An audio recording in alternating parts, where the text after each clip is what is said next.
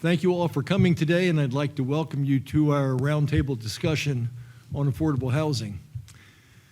I'd like to start off and talk a little bit about Culpeper and where I see the county right now. Culpeper is at a crossroads, literally and figuratively. Literally, we sit on Route 29, which gives us 4-lane access to the nation's capital and Northern Virginia. It gives the people in Northern Virginia 4-lane access to here. The good side of that is we can reach jobs, opportunities in other places, and people in Northern Virginia and Washington, D.C. can find their way to Culpeper to enjoy our rural heritage, our country living, that type of thing. Figuratively, we have been a rural community or an ag-based county.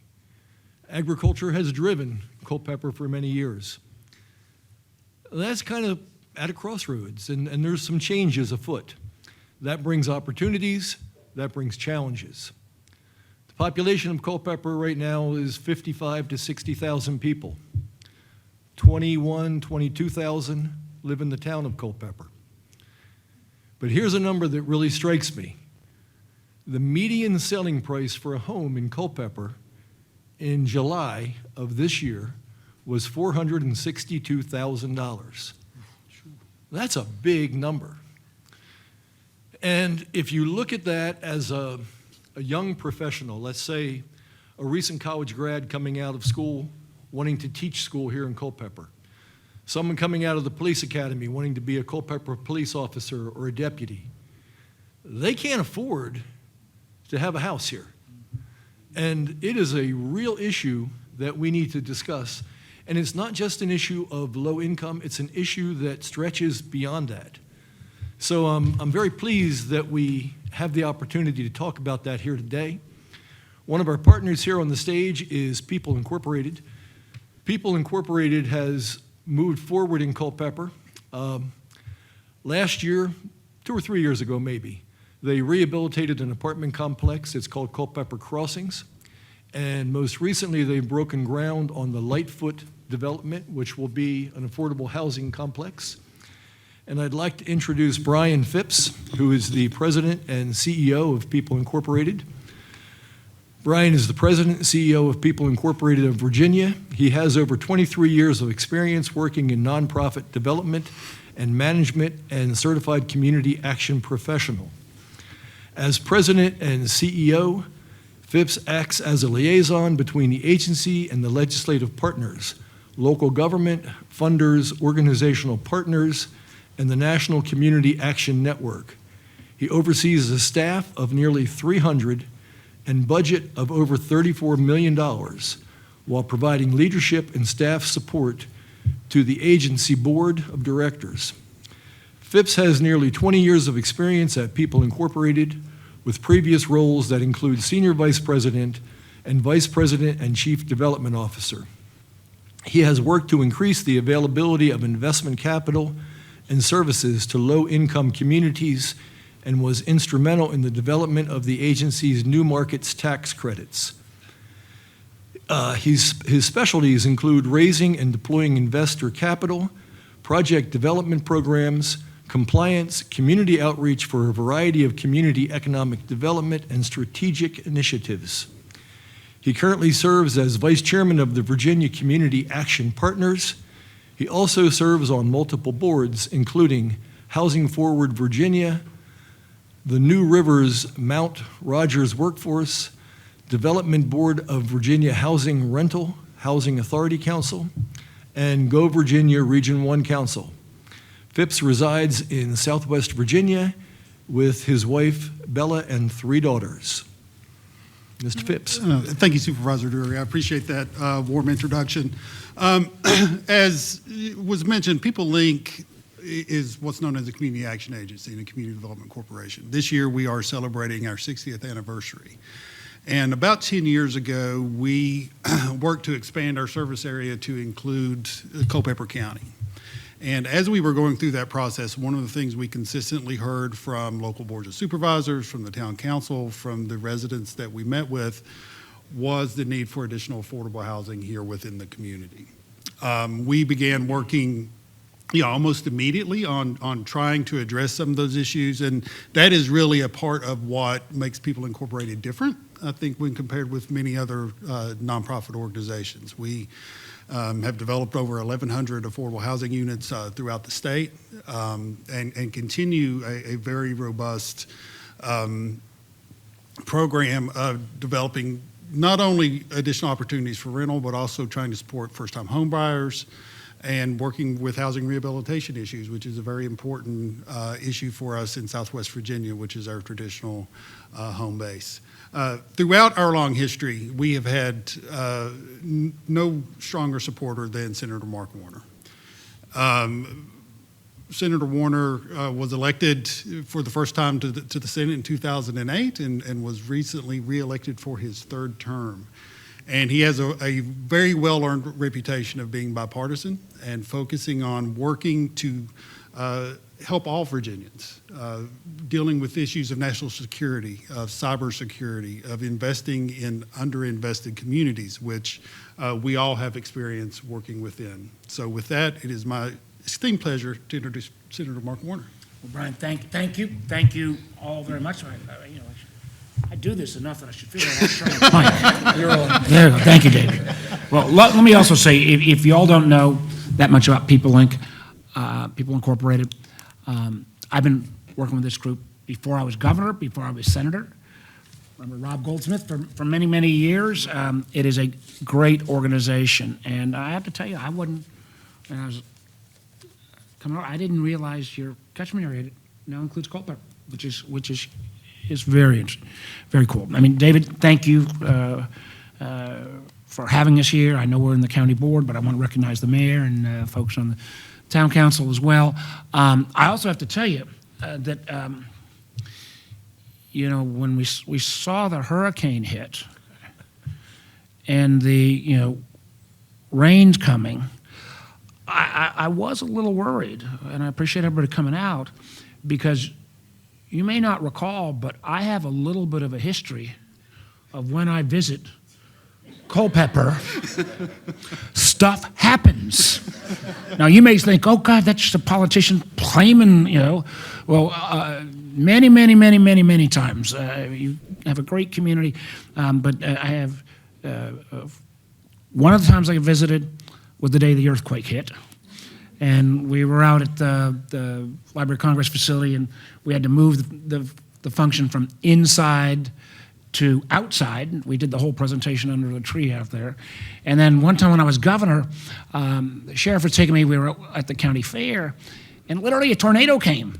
And, I'd never seen the sheriff team and all the state troopers try to bundle me quicker into a car. And I have memories of, like, I'm old enough, and you're not old enough to remember The Wizard of Oz. I thought, like, the witch was, like, circling behind me. So it's, so at least so far in my visit, no natural disaster yet, although some people may be thinking, well, a senator from D.C., that's a national disaster in itself, but I am glad to be here. I'm going to make about, hopefully, a real 3 to 5 minutes comments, not a senatorial 3 to 5 minute comments, because I want to hear from the panel and I want to hear from everybody around. As I was saying to David and Brian as I came in, the two probably issues I hear the most from Virginians, and it doesn't matter where, housing and childcare. And this is a problem. This is a crisis, whether you're in a rural community that's transitioning a bit, whether you're up where I live in Alexandria, whether you're where Brian lives in far southwest, true rural, there is no part of Virginia that doesn't have a housing and childcare problem. Come to childcare at a different time. I know housing-wise I read, and I don't know whether this, the board and the mayor thinks this is good or bad. I understand the rental vacancy rate in Culpeper is less than 1%. That's, on one hand, good news. On the other hand, that is a challenge. And what I've been trying to think about, because if you look back on what all happened under both President Trump and under President Biden on COVID, the federal government put out over $5 trillion Some of that was, I think a lot of it was well spent, probably some of it was not well spent, but, support the state, unemployment, local businesses, you name it. The one area that got basically ignored was housing.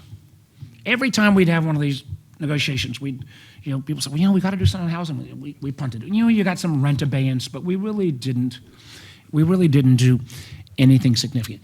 We are definitely keyed up. It's not going to happen probably into this year, but in the next year, we got to make some significant changes, I think, in terms of both affordability around housing and supply around housing. One of the things that we have underestimated is housing supply, and one of the reasons why I think what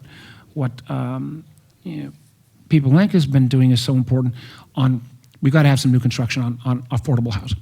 So there are 4 or 5 quick things I want to tick off that I'm working on, and then I want to hear from the panel. And by no means, I want to hear other good ideas and what I can do in this job. David already raised a non-related issue, which I'm going to try to deal with next week, and I appreciate that. First, Congress got to go ahead and reauthorize what's called LIHTC, the low-income tax credit, housing tax credit. That's the tool that's been mostly used on particularly in terms of construction of new affordable housing units. We need to do a lot more on that, and we need to frankly expand it, number one. Number two, and while we're talking some on rental housing here, I think we also need to see if we can push more folks into home ownership. One of the reasons in this country that we have the racial wealth gap that we do between black families and white families, or Latino families and white families, is the fact that the home ownership rates are so different. And that's where generational wealth is built up. It still is something that's important. So I got an initiative that's called the LIFT Act that would go ahead and take first-generation, first-time homebuyers, and it would say if you qualify, again, within a certain income range, stuff not to buy a $800,000 house, but something low to mid-market range, and you qualify for a 30-year mortgage, what we do is give you a 20-year mortgage instead of a 30-year mortgage, so you double the amount of equity. And again, we know homeowners do a better job taking care of their homes and stuff. This would be a step forward. I've also got something that I think, David, would particularly apply to places like Culpeper, because the challenge you just said, if a house costs $460,000 and you're a firefighter or a cop or a nurse, it's hard to live in the community you work in. So I got a pretty interesting notion that says, and this will be available for public sector, private sector, that says, again, within certain income bands, it's called live here, work here, that would allow the employer, including could be the county or the school division, that would say, we will provide you up to a $20,000 tax-free as a down payment assistance. It would be a loan, but it would be forgiven 20% a year for 5 years. So if you then could live in the community you work in. So how do you keep that workforce connected to the community? And again, not going to solve every problem, but it's something I think that makes some sense. 2 last ones. Working as well on an idea that is still at the early stage. And for those of you who know much more about affordable housing than me, I think there's not a community in Virginia or in America that doesn't have, in one form or another, kind of a strip center that's in disrepair. This can be, the traditional strip center that might have had a Walmart or a Kmart in it, in Dayton myself, or a grocery store, even down to half dozen stores. Many of those are not coming back. I think we ought to have an incentive to kind of retrofit and restore a specialized tax credit for strip center renewal that would be housing, mixed use between housing and commercial. Again, you think about these facilities, they're generally in more urban areas or more the town area. You got parking, you got water and sewer, and it's something I think there's been some things that have happened that I think are worthwhile in this space, but I'd love to explore this idea. I said one more thing. I'm a senator. I'm going to add 2 more things. One other, and this is something that's playing out real time right now in Henrico, and I don't know whether you guys in the county or the town have had this. Virginia, whether we like it or not, is already kind of the data center capital for the world. A lot of them Loudoun and Prince William. And these data centers, particularly as we think about, I'm a tech guy background, as we think about things like artificial intelligence, you're going to need a heck of a lot more data centers. We have to think about where we site them, and make sure they are not, they take a lot of energy. There's a lot of things connected with this, good and bad. But what Henrico did that I thought was really cool is they've taken all the revenue from their data centers and dedicated it, and Henrico, bigger place obviously, $60 million a year into a housing trust fund that is looking at affordability, it's looking at home ownership, it's looking at rental, and I just, I'm promoting it like mad because it just started in July of this year, but I think a creative funding source that is not a 1 year off thing, particularly as counties and communities get hit with the upside downside of whether you want to have a data center, the idea of dedicating a revenue source from that, because they do dedicate a lot of tax revenue, is something worth considering. Final thing, and this was actually, didn't get a lot of attention when it passed, and it passed under President Trump, and worked closely with his Secretary of the Treasury. One of the things that we have to help as well on the housing issue is availability of capital. I mean, what community action agencies do is, how you cobble together government and other programs to get the funding is really a challenge. And a piece of the financing sector, since many of our, frankly, I say this, I'm not sure how many people I'll make mad on this, the New York City money banks, the big banks, they're not lending into local communities anymore. We still got some community banks, but there's a piece of the financial sector called Community Development Financial Institutions, CDFIs. And we got a really big one in Virginia. Actually started when I was governor, so I'm proud of that. It's now called Locust Capital. It used to be called Virginia Community Capital. We've got about 20 of them around Virginia. And we got about $12 billion to go into those at the end of COVID because that kind of access to capital financing tools, I say this is a guy that can still claim private sector longer than public sector, is again part of the solution set.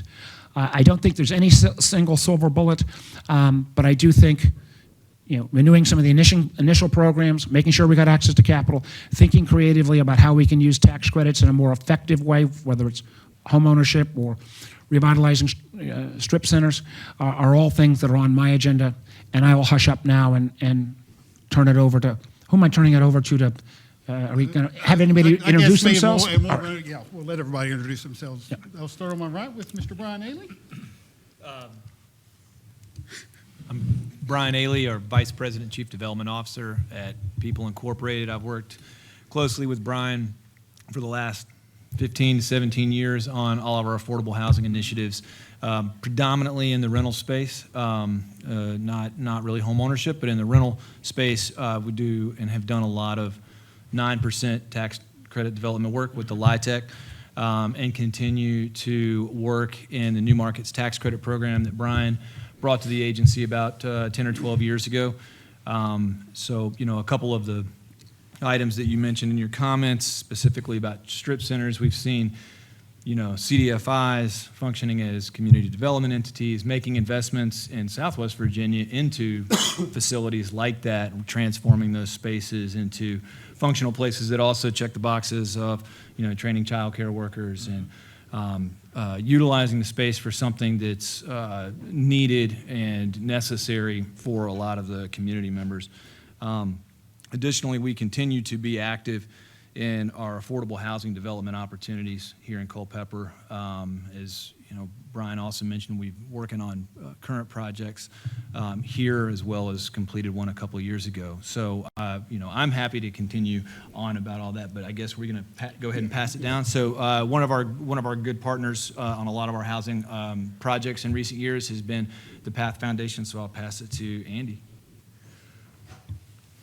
Thank you, Brian. Yes, Andy Johnson, the Director of Programs with the Path Foundation. We're a health conversion foundation based in Warrenton, but we cover Culpeper, Fauquier, and Rappahannock counties.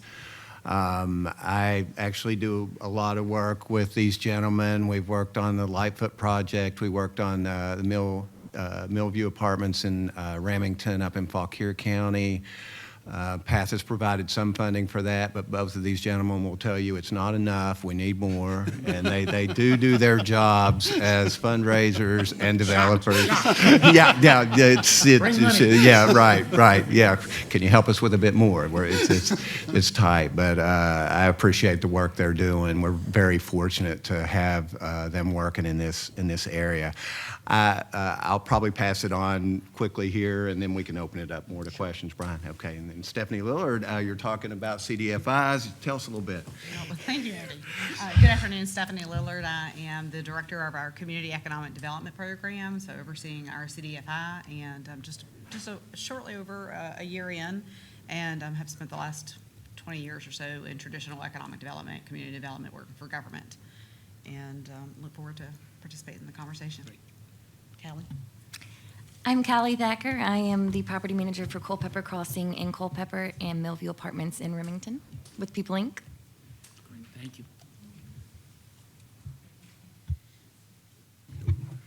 Hi, I'm Lisa Peacock, and I'm the Executive Director of Culpeper Human Services. I happened to be at both of those events that you were at, so I remember them well. We operate, I not only oversee the Department of Social Services, but we also operate Kids Central, which is a before and after school child care program, as well as Head Start and Early Head Start. So I just wanted to say to you that we appreciate all your support for early childhood programs. We appreciate all your support for child care subsidy, as well as earned income tax credits for families, as well as child care tax credits for families. What that does is it puts a little bit more income in our low-income families' pockets so that it does help them with being able to afford housing. And I would just say we appreciate everything that you just laid out as possibilities for the future. It makes me feel hopeful. Thank you. My name is Chris McGill. I'm with Chaz, Culpeper Housing and Shelter Services. I'm the newbie. I'm the rookie, right? And I appreciate. I won't mess it up. I won't mess it up. If anybody, just blame it on me, right? I got your back. I'm with Culpeper Housing Shelter Services. Chaz, I'm the executive director. We deal with rapid rehousing. We deal with prevention of eviction, but we also deal with homeless shelter. We have a homeless shelter that we provide, and so we're extremely excited to have the conversations about how to help those with rent and the direction of where it can go, especially with the rents going up, making it harder for those residents and clients to get to where they need to be with the programs that are provided. So, yep, and we're not that far away from here. So anytime you need a safe place to go, just come see me. There are days in my day job. Good afternoon. My name is Samantha Barber, and I'm the Director of Community Engagement for People Incorporated. So what I do, I work with a lot of our partners in the region. I cover 12 regions in the north, 12 counties, and really excited to be a part of the conversation today. So thank you so much for having us. I'm Jennifer Little. I'm a regional planner here at the Rappahannock-Rapidan Regional Commission. Yes, I said it. I mess it up quite often.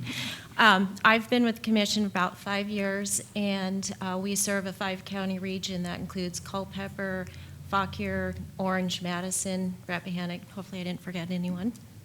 And we have staff that works in the housing space. We run the local continuum of care and partner with Chris and his staff through the Culpeper Housing and Shelter Services. We also partner with the PATH Foundation with some of our programs. And most recently, we've partnered with People Inc. on the Lightfoot project. Good afternoon. I'm Sue Bridges. I'm a family coach with People Inc. in the Whole Family Approach. This is my 3rd year with the agency. I work primarily with young families, single moms, many of them, setting goals in education, in workforce, in employment, in housing, budgeting, and working on setting goals and trying to get them out of poverty. It's a challenge, and I really look forward to the conversation and how we can work together. And thank you, Andy. I will say thank you, Andy, for your support, financial. He's paid my salary. I appreciate that. So very glad to be here. And I'd like to introduce one of my very successful clients, Kaylin Peace. Kaylin lives here in Culpeper. She's a mom of 3 kids and working her behind off to really make ends meet. So I'm really proud to have her here with me today. Thank you. Thank you for being here. I see we got at least 2 folks that somehow got bumped from they got name tags here, so I'm not gonna like, 3 people, I'm not gonna like screw up and like, please, at least say hello and introduce, please. I'm Janie Schmidt. I'm with the Culpeper Town Council. I think this is a very timely meeting today, so thank you. Thank you. Frank Reed Jr., I'm the mayor of this wonderful town. When I heard that People Inc. was coming to Culpeper, I started smiling. My phone has been ringing and ringing, and now it stopped. But People Inc., we're losing a lot of our younger generations going to different counties because they can't afford to pay the rent and stuff. So I'm so happy to see People Inc. to come here to help us, because I told them to buy up all the land they can find. Buy it all. So this is going to help a lot, a whole lot. So I really appreciate what they're doing to help us. Thank you, Mr. Mayor. I'm John Eggertson, Culpeper County Administrator. Just want to welcome you, Senator Warren. Appreciate your being here today, and I do work closely with People Inc. in projects that have come through Culpeper and find them to be great people. So. That's great. Well, again, as I said, I can vouch for the People Inc. folks. They've got a great record. I laid out some of my ideas. I mean, a lot of what the feds have done in the past. I mean, there aren't that many grant programs, so it really is more tax credit, and tax credit ends up normally some of this is on supply, because that's one of the problems. We need more housing. Even I know the presidential candidates both got ideas about down payment assistance. It's a good idea, but if down payment assistance isn't going to generate more supply, luckily the Fed finally cut interest rates. Wish they would have done it 3 or 4 months ago. But we need the supply side, number one. And then I do think some of these initiatives that I've gotten, I know I've seen some of these, strip center and other renewals in Southwest, but I'm intrigued with the idea of a program that would be geared at revitalizing out of these strip centers, because so many we up here when we talk governmentese jargon, people don't understand. Everybody, again, no matter where you live in America, you can think about a strip center or a set of stores that maybe 30 years ago did fine, but chances are it's just not coming back. And how do we take that property and revitalize it? Particularly because if we can revitalize a strip or even housing that is older, if you're the town or the county board and you already got water and sewer, hopefully broadband, versus simply new development on the edge of the county, it's kind of a win-win. But I would start with the panel, questions, comments, suggestions. You've been waiting to tell the senator, get this, and Lisa, we're going to get child tax credit next year, come heck or high water back in. But here, let's have a little conversation here, but a lot of folks showed up. I want to make sure the community gets a chance to weigh in as well. Hi, I'm Tanya. I'm sorry, ma'am. I'm sorry. I didn't look. I'm fine being quiet. Listening is better. But I'm Tanya. I'm a resident of Millview Apartments. People's Inc. That's all I can say. Yeah, well, that's a pretty good endorsement. I've heard worse. Yeah, trust me. Well, how, what was, Millville you did a few years back, right? Yep. And the new initiative, the 46 units, that's going to be What's 60 at Lightfoot Apartments. Lightfoot. 60 here. And, you know, it's really we hear so much about the challenges with affordable housing. I think, you know, in many ways, the challenges boil down to, you know, political will in some cases, in some circumstances. I think, you know, certainly community perception of providing affordable housing. But one of the things, as we've worked in so many different communities across the state, that, you know, it's a palatable difference for us is, as you said earlier, the conversation around needing more housing is happening in every community that we work in. And People Incorporated has been a strong advocate for affordable housing, certainly for the last 60 years. The difference now is it's not only limited to those lower income levels. Right. It's middle income, it's upper income. Every community we're working in are seeing many of the same challenges. And while we are all prone to really focus on the issues and what keeps projects from happening, I think Lightfoot is a wonderful example of how the community can really come together in a way that can make projects happen. You know, for instance, the town of Culpeper and Culpeper County donate the land that this facility is going to be constructed on. The Path Foundation came in as a philanthropic partner to provide some additional resources to make the project work. The Regional Planning Commission provided us with a lot of needs data and direct funding to make this project happen. But I will say that this project would not have happened had it not been for local advocacy from residents within the community saying we need to do something about our housing problem. And Miss Lisa Peacock, who's already working with you on getting more tax credits, was really the spark plug for making this project happen, because she saw from the Department of Social Services level the struggles that their local residents were going through in finding housing. So I think this one, more than many other, rather than some private developer coming in and developing this property, we can honestly, with a straight face, say this is a community project. Yeah.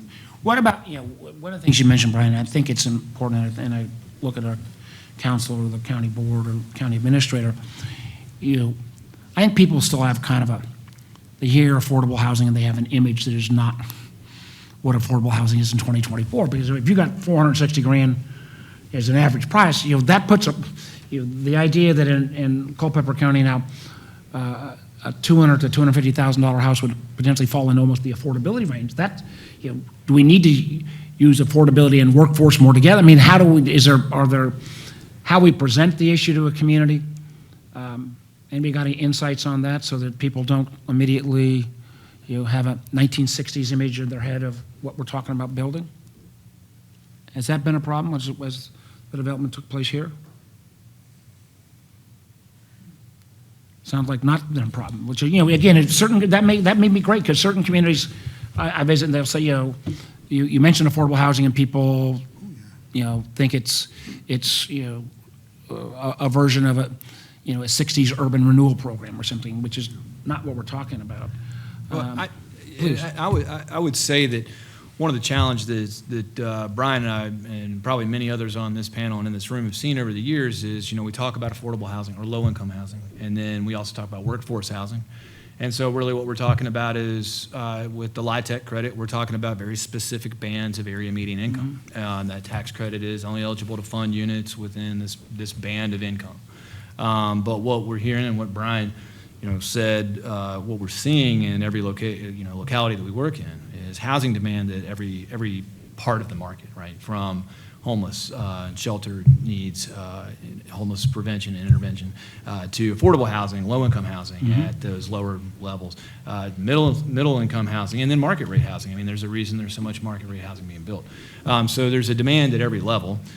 We serve a particular level with the LIHTC, or the LIHTC serves a particular level of that. But there is a missing piece of that at the middle income level, which for rental housing specifically, home ownership, there's a little bit more of a gray area and a little different ground. But for rental housing, which is where the stock and the inventory really comes from or starts to exponentially grow, where you see real growth in number of units, there's a large missing piece of available capital to fund projects like that. So I think the distinction that you're making between, you know, maybe the traditional NIMBY with the Association of Low-Income Housing or Affordable Housing and those associations from the 50s and the 60s and those type of housing.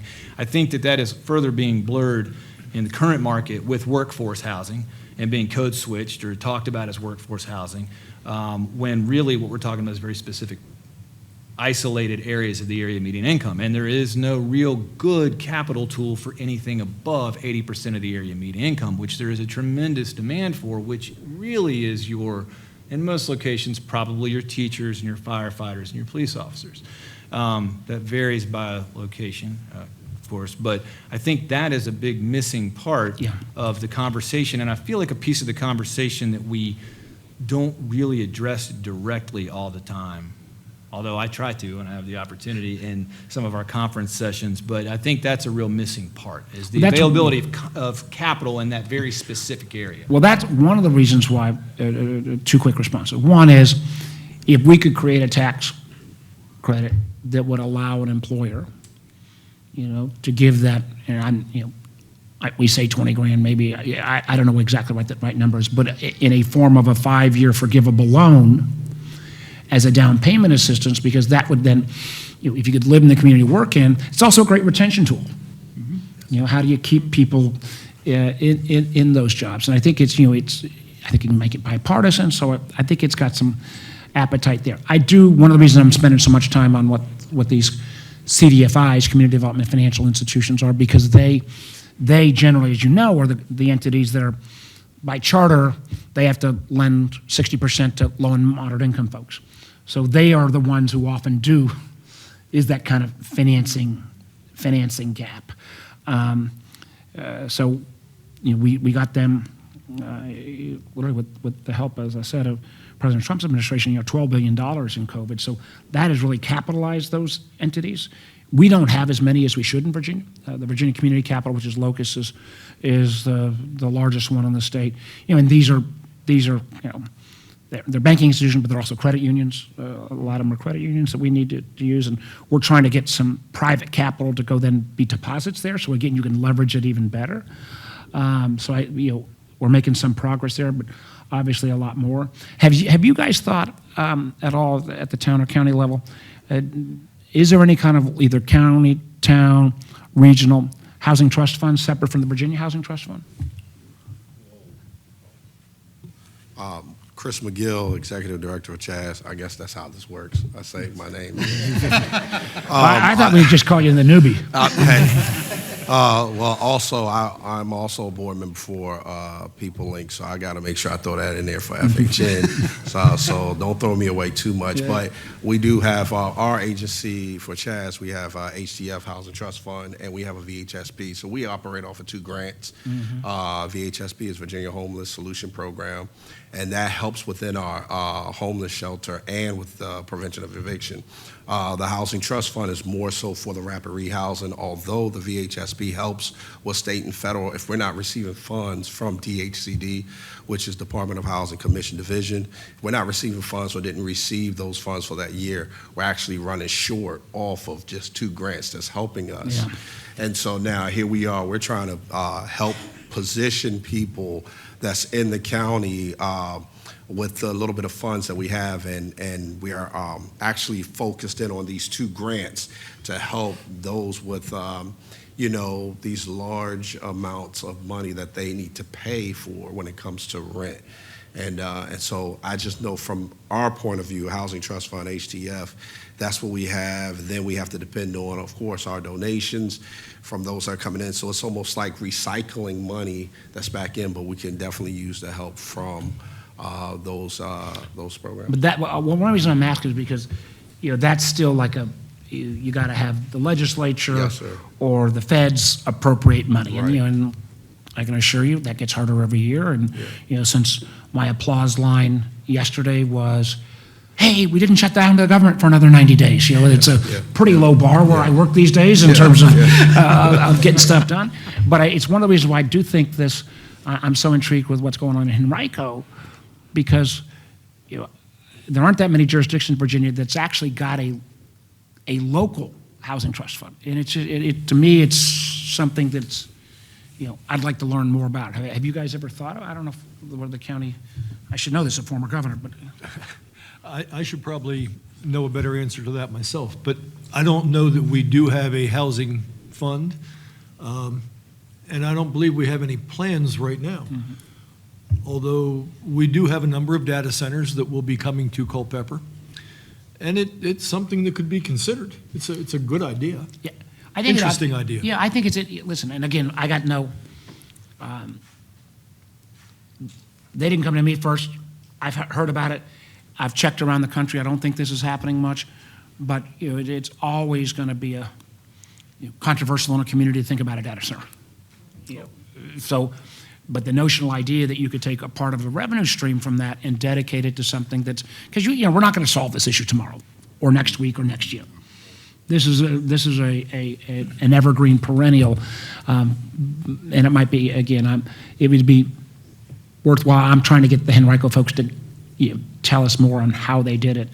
But they're doing things like where this is again somewhat on ownership rather than rental, but it's, again, I thought was really creative. Well, they will buy, a set of property, and they'll then, give a 99-year ground lease so that the person who lives in the housing unit doesn't have to pay for the real estate underneath, but you still got something you could sell, so you got equity accumulate. And they're also looking at rental units there. Again, just to me, it seemed like an interest worth looking at. Lisa? Senator, I really like your idea of an employer being able to offer, speaking as an employer and part of the county, that is a challenge for us when we hire young people and a lot of times they move here from other areas, and housing is definitely a challenge. But I think that would have to go hand in hand with making sure that we have a supply for those, an affordable supply, right? I'm talking about $200,000 or $200,000, $250,000 places that people could buy. So I'd hate to give people the hopes of we're going to help support you in this, but so I think that the trust fund makes a lot of sense to me, and so I'm hoping that would be something that we could have those conversations here. What we don't want to do is like if we're able to do that and give that forgivable loan over 5 years, what you don't want to simply do is have that drive up the cost of other housing already in the marketplace. No. So this balance of getting affordability, helping people down payment assistance or increasing equity, but you've got to have income, as much as paying the income bands. But it is, again, one of the things that the more we can localize some of this, because even the difference, there's dramatic differences between Culpeper and Rappahannock in terms of kind of how we think this stuff through. The more local we can do, or the more we as the feds can help you at the local level, I think makes sense. And I think maybe to add a little bit of context, I think you might have been referring to the Maggie Walker Land Trust, Community Land Trust in Henrico, and then speaking to the idea of down payment assistance and then housing equity. So again, there's no silver bullet for any of this, as you rightly said, but land trust, those community land trusts, that model that Maggie Walker really has pioneered in the country. I mean, it's not just unique to Virginia; it's been really unique. Right, Richmond and Henrico, I think, are the two. Right, kind of developed that model. To enter into that, you're right. There's, they lease that land, but then the way that that program works without doing what you said, exiting that program after 5 years, driving the real estate up, is there's a restriction that's based on the current AMI that limits the resale potential of that, keeping that house affordable for the next buyer even after so many years. So I think there's probably a lot of nuance that can be put into it from a restricted. Are you actually saying, Brian, that it's not as easy as me just making a comment like this? You're saying there's devil in the details? I would never imply that.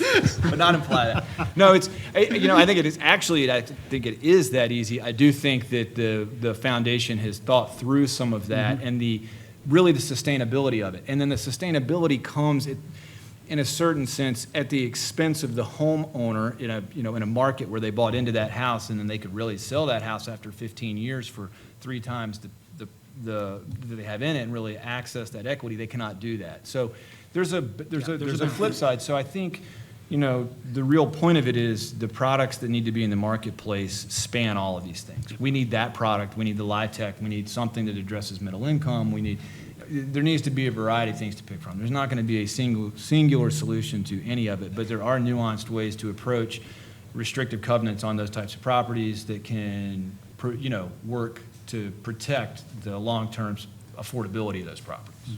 I'm with you. And I'm, again, still learning, but I also feel like this is all going to be teed up, I think, for next year. Please. I was just going to add first, I'm so glad Brian talked about land trust before me. He knows so much more. But there's a smaller entity, the Virginia Community Land Trust. I think a number of state habitat affiliates came together to start this. Very small right now, but Fauquier County's Habitat is involved in that in a low-income neighborhood. And I agree, again, Brian explained it so well. I kind of see it as a continuum of things. It's not a silver bullet.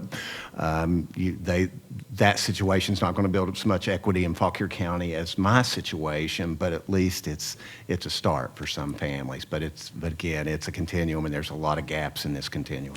I want to make sure you all have been generous on a Friday afternoon, and since the flood has not hit yet, I'm going to, of the panel folks, if anybody else, but I also want to make sure if people from, were willing to turn out. Let me see if there's anybody else that wants to raise some things before we ask our audience to jump in. Yes, sir. And then, sir.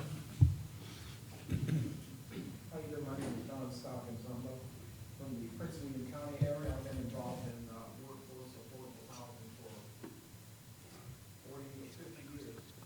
One thing I wanted to say that I've noticed is that, and I think we should try to deal with, is be a little more imaginative.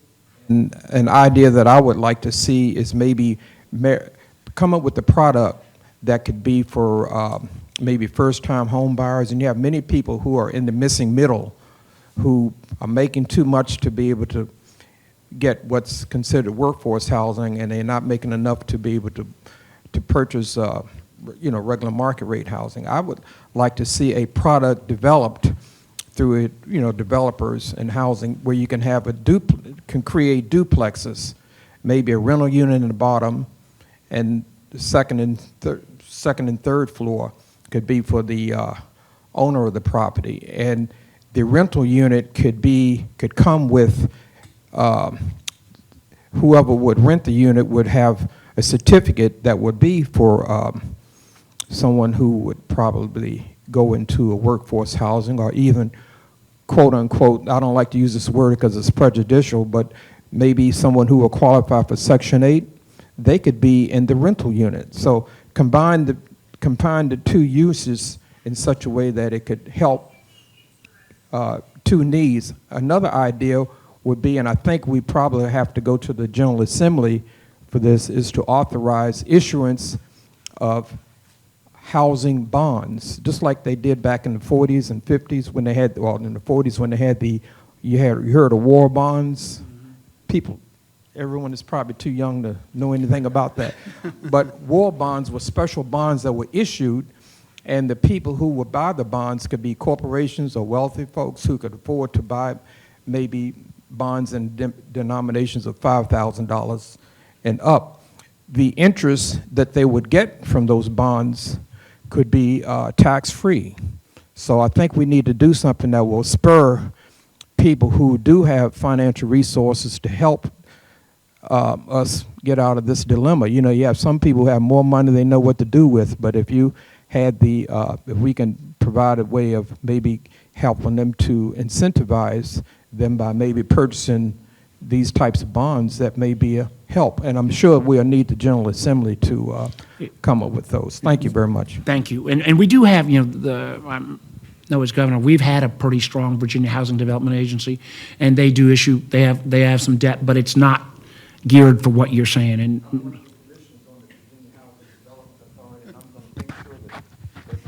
all right, I hear you. I'd also,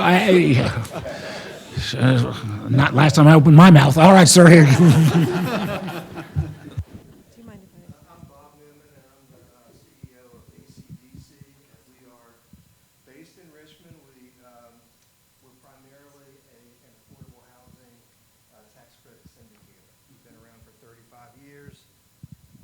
We've invested in probably close to 20 developments by People Inc., We tend to serve a lot of the communities that you were talking about before that are overlooked by the big banks that don't have an interest in investing in a community like Culpeper. We've made in recent years 4 investments in Culpeper, totaling about $40 million. Over the years, we've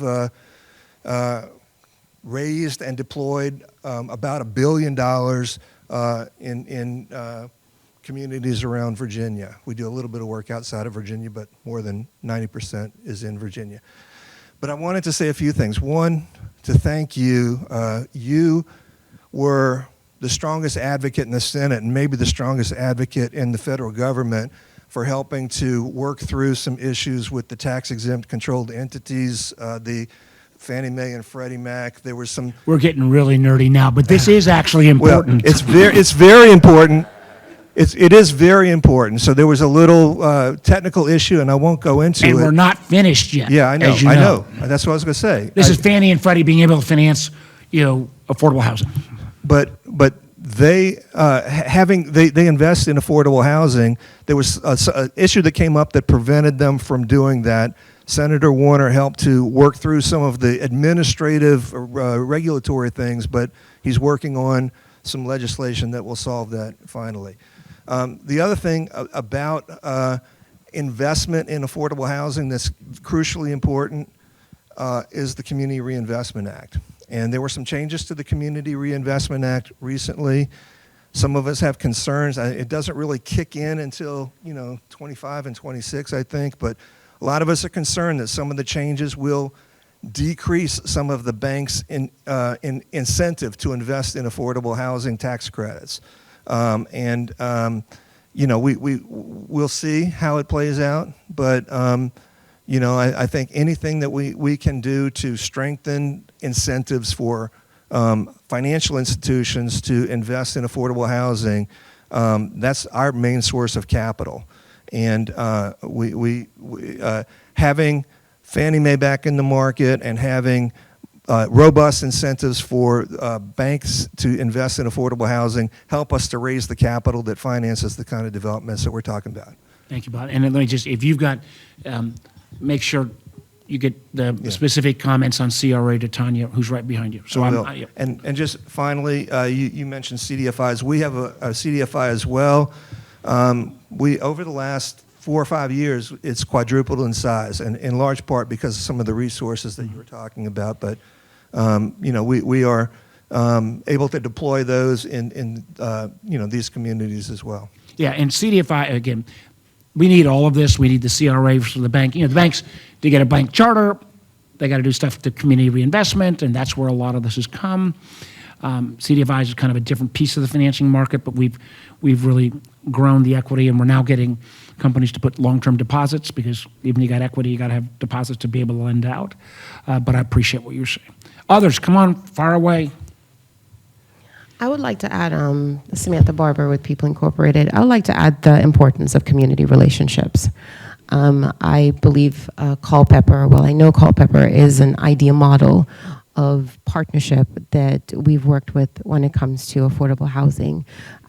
Being on committees, being in our other regions, the word affordable housing is not easily welcomed. And which goes back to your point in asking the question that you asked earlier. And to really look at what Culpeper and People Inc. have done with Lightfoot, with Culpeper Crossing, is an ideal understanding that it's not bringing in Section 8 individuals, it's not, just the drugs and all the different things that we hear when that is still tied in today's day and age when it comes to affordable housing. It's working with our police officers, our teachers, and it's educating our communities that affordable housing is an important piece, and it's not a bad word, and it's not something that is not important. And I believe the conversation with local officials and with the federal government as well there needs to be an understanding and education that affordable housing is a needed thing and it's not a bad thing, and to really look at 2 years it took for us to to bring this relationship together to create Lightfoot, as opposed to other communities where it's taking us years to start a build. So just really using Culpeper as a model of what we've been able to do with Path Foundation and Virginia Housing and the local government to educate our communities that this is a good thing and it is a needed thing, not just for low-income families, but also for those in the workforce. Well, one of the things, too, I just want to, we've not touched on yet, which I think is kind of sometimes viewed as a subset of affordable, is affordable senior housing. I mean, we're all getting older, and, I got to imagine Culpeper's got an influx of folks that, want to get out of some of the rat race in Northern Virginia. You got a great community. They want to come here. But that piece is also something that I've found, at least in communities around Virginia. Affordable senior housing doesn't create any of the same challenges. And how are you guys doing on that, Lisa? You want to? It is a challenge. I can say in our homeless shelter this past year, the majority of the folks that were there for our warming shelter were 60 plus. What we're seeing in the Department of Social Services is seniors that have been longtime renters and their landlords pass away, and the children do not want to continue to be landlords, so they give them their notice to leave, and they sell the home at a much higher price than what their parents paid for it, and those folks become displaced. So we know that senior housing is an issue here, especially for low-income seniors that didn't necessarily plan for retirement but use Social Security as their retirement. And so that is going to be a challenge for us in the coming years. I think it goes a little bit to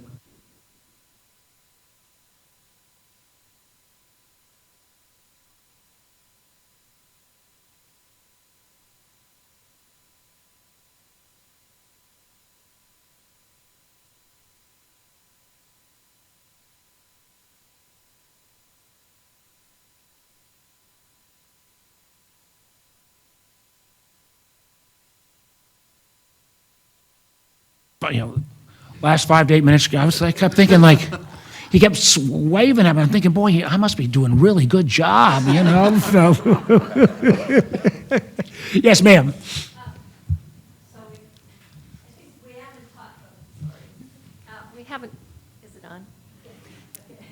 We haven't talked really about the role of zoning and local planning in the availability of housing. I was shocked. We have a proposal for elderly housing for veterans, and I was shocked to hear the public comments against that. And it was based on, I think, affordability and, oh my gosh, I'm going to have old veterans in my neighborhood, talking about decreasing their property values and that sort of thing. I don't know that there's a role for the federal government in zoning issues, but it's a disturbing, I'm seeing zoning weaponized against people. I thought zoning was so that I wouldn't have the gravel pit next to my house, not so I wouldn't have an elderly veteran living next to me. So I just, I don't have an answer, I have a question. Okay, no, it's a good question. and I'm going to run like mad as the feds are away from zoning. You may have followed in Arlington, Alexandria, we've been having some debates about fill-in zoning and all this. I do think that I don't think it would be appropriate for the feds to tell the town or the county. But the ability for the feds to say, we're going to give extra incentives if a community chooses, maybe different sides of a similar coin. But I think the feds are in this stuff ought to be more on the incentive side than on the thou shall not side. And Senator, I just would like to Yeah, say please. Jan is from Fauquier County, and that's happening in Fauquier. I have to defend Culpeper. If the press is in the room, please make clear that that was not a Culpeper directed comment.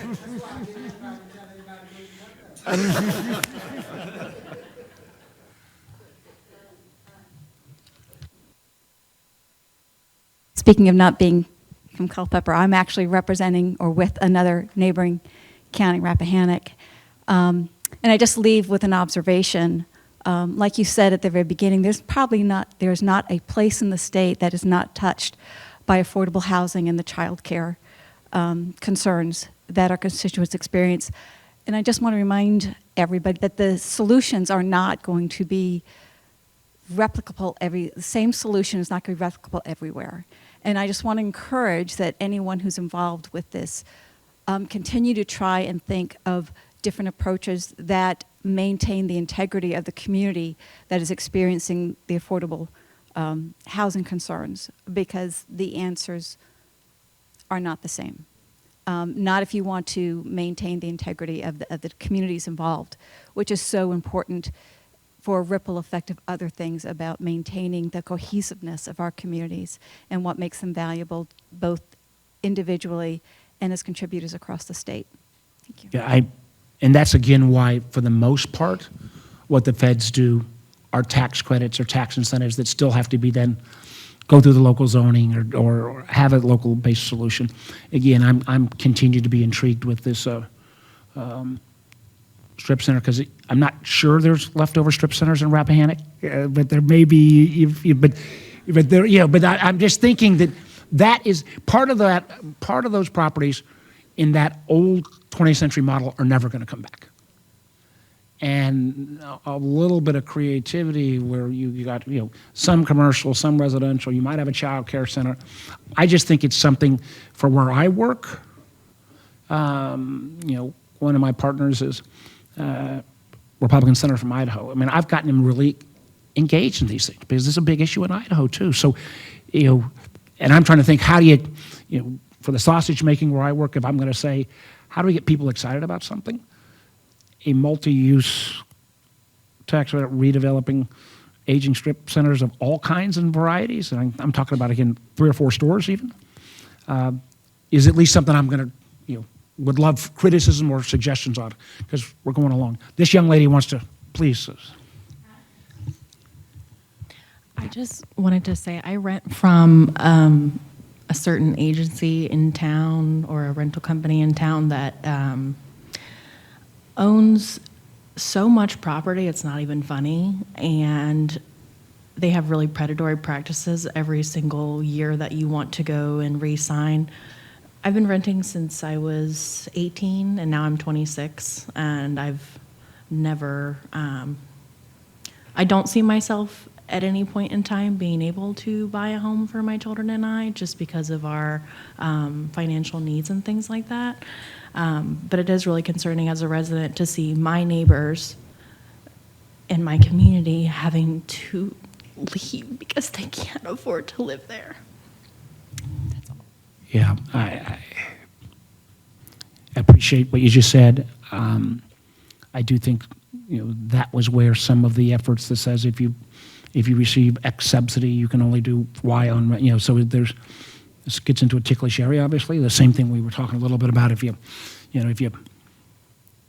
a community were to have a land trust and if you buy the underlying land and you only have to buy then the physical structure, not the land underneath, it makes it a lot cheaper. But does that then mean you're not going to have as much upside? So there's, I wish there was a silver bullet here, but I very much appreciate it. Yeah, yes. Okay. I knew once we got started people talking, there's always like the first phase, because I didn't even have to use the normal thing, which means everybody must be happy with what's going on in DC. I've never been to a crowd like that. We're going to hit these 3 quick comments, and then I got to head to King George next. So. Excuse me for not standing, but, and we appreciate the work that you're doing, and I'm Senator Warner, but I just wanted to, just take it one step further with what the young lady was just saying, and I think a lot of this, when it comes to, and we're seeing an increase. Oh, and my name is Sanford Reeves, and a member of the Culpeper County Planning Commission. Yes, sir. And also a pastor of a local church. But so I see a lot of this when it comes to the need for affordable housing, and with the rental situation, and not that no cap there now, and we see situations where one young lady I know had paid their landlord for 15 years in the same house, and he realized that he could double it, so he doubled it and just, you know, told her to leave. And went through some processes, but still, it was, you know, very hurtful to see that happen. But what I think is an area that we need to take a good look at, and I think from the federal standpoint, you all can help, is that being on the planning commission, whenever we have a developer come in, and the developers always say they want to help you with affordable housing, always want to set some aside for affordable housing. So I ask every one of them to give me their definition of affordable housing, and I get a different definition from all of them. First, they scratch their heads, and, you know. But I think we have to be consistent in reference to what affordable housing, what we're really looking for, and what we want, because affordable housing at $465,000 a home is not what, you know, we're sitting here talking about today. And to find the property, it's very hard to even do that.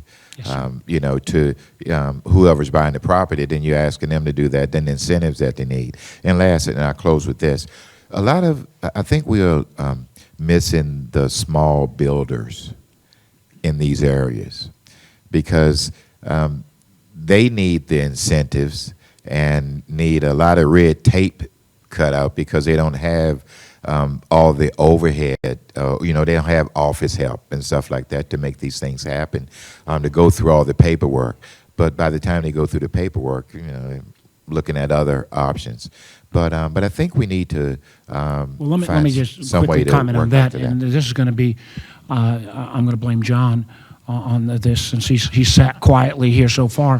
What they're doing in Enrico again, and again, I'm not, you're going to think I've got some stock market in Enrico, but I mentioned it so many times. They also said in this program, they're going to waive all the building permit fees. They're going to make sure all the approvals get done in 30 days. Now, now the trade's got to be, you got to do real affordability. I do think there is a complicated circumstance here, and I say this with you know, all due respect to my county and town colleagues. I do think if we can, the regulatory process, if we can speed up, makes a lot of sense, because that just cost. I mean, in this country, and I say this, you can say, well, aren't you a Democrat? How can you be for deregulation? Well, I am. I think there's just smarter ways to do this than some of the old school ways, and that applies, let me be clear, local, state, and federal. Last two comments. Yeah, there's one over here and the gentleman over here. No, I think this young lady behind you and then the gentleman back there. So. Okay. Mm-hmm. Represent all 31 community action agencies, and I just want to say, I know you mentioned in the stimulus packages during the pandemic that there wasn't a lot for housing, but there was on the emergency rental assistance. Right. So just want to thank you for that investment in helping a lot of people stay housed, and a lot of our clients across the community action network here to stay safely housed, and also some of the investment for the non-congregate shelters for homeless as well. So we really just want to appreciate and thank you for that. Well, thank you. That, I mean, amen. But I think it was mostly on rental relief as opposed to ultimately supply. All right, you know, as for all the politicians in the room, well, here's you, another Fauquier guy. It's always, here's been this really amicable conversation. It's always the last question. Oh no, pressure's on. Well, first of all, I'm from Fauquier, so we'll hold it. I run the Chamber of Commerce in Fauquier, and I want to thank you for your advocation of the strip malls, and I bring this up. Warrenton just passed a project. There's a mixed-use project taking an existing, not a defunct, but an existing commercial area and incorporating residential into that. And I think that it's a very smart move in the sense that the infrastructure is already there.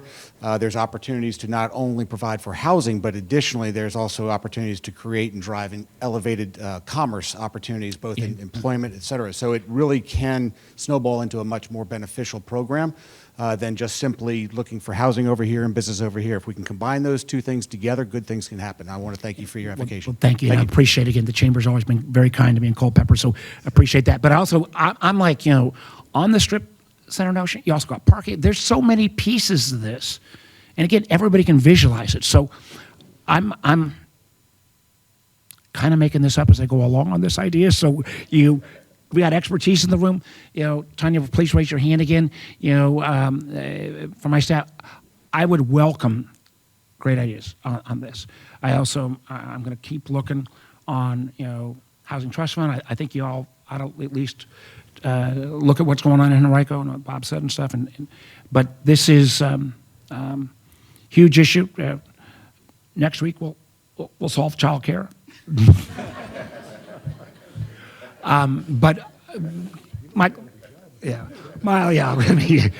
Thank you all. Thank you all for coming out Friday afternoon.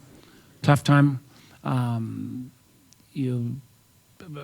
I appreciate the tenor of the conversation. Everybody has been supportive on great ideas.